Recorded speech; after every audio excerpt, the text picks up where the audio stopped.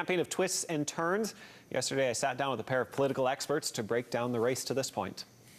Well, after a relatively quiet summer of campaigning by the three leadership candidates, there's been a flurry of news over the past couple of weeks around the campaigns.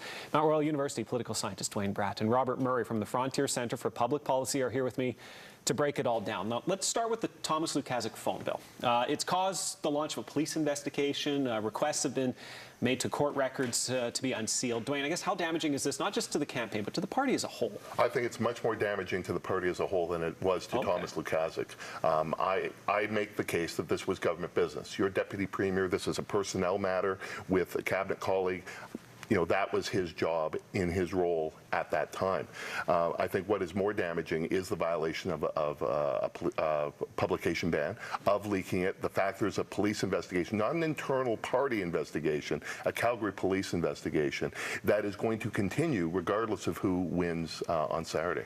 So there's been lots of talk of membership sales being weaker this time around than the last couple. Now we've learned this week that there will be voting by phone. And this has raised some concerns, Robert, obviously. Yeah, absolutely. And part of the concern is, are you going to have one vote per phone line? And if you're going to open it up to an unlimited number of calls, how is it you're possibly able to track? There's also, this is coming simultaneously with concerns that certain people may not be able to vote, that purchase memberships, of course, the giving away of memberships. So there's quite a bit of ambiguity surrounding the process as to how people are going to vote, how they're going to be able to track those numbers, and also how legitimate those numbers are going to be in the end.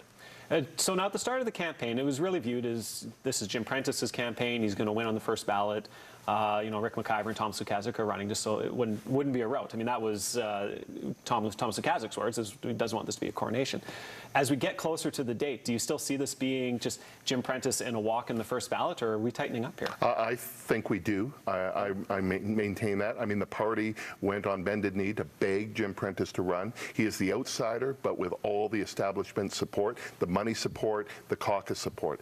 But the events of the last week suggest, with the bizarre term limit speech, with the leaking of information about Thomas Lukaszuk, with the stuff around Lukaszuk supporters being denied the right to vote, this suggests that perhaps it's tighter than I think. Yeah, and you think this could go two ballots? I think it possibly could go two ballots, and I say that because I think it's fairly clear that Lukaszuk has run the best campaign, the best organized campaign, and also the best message campaign. I mean, I certainly don't think, even if there is a Prentice victory on a first ballot, that we're anywhere near a coronation. His campaign fizzled in terms of momentum by May, June. The ideas have been heavily criticized, and we've started to see some backtracking already. So I certainly don't think that this is what everybody had perceived it was going to be from the outset. We will be seeing these two back next weekend when Global News airs a special 1 hour news special. Vashi Kapelis will also join us from Global National, as well as Scott Fee from Global Calgary.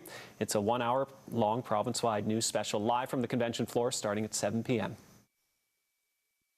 All right, thanks, Tom. Stay tuned. We're back after the break in the kitchen after the break. Stay with us.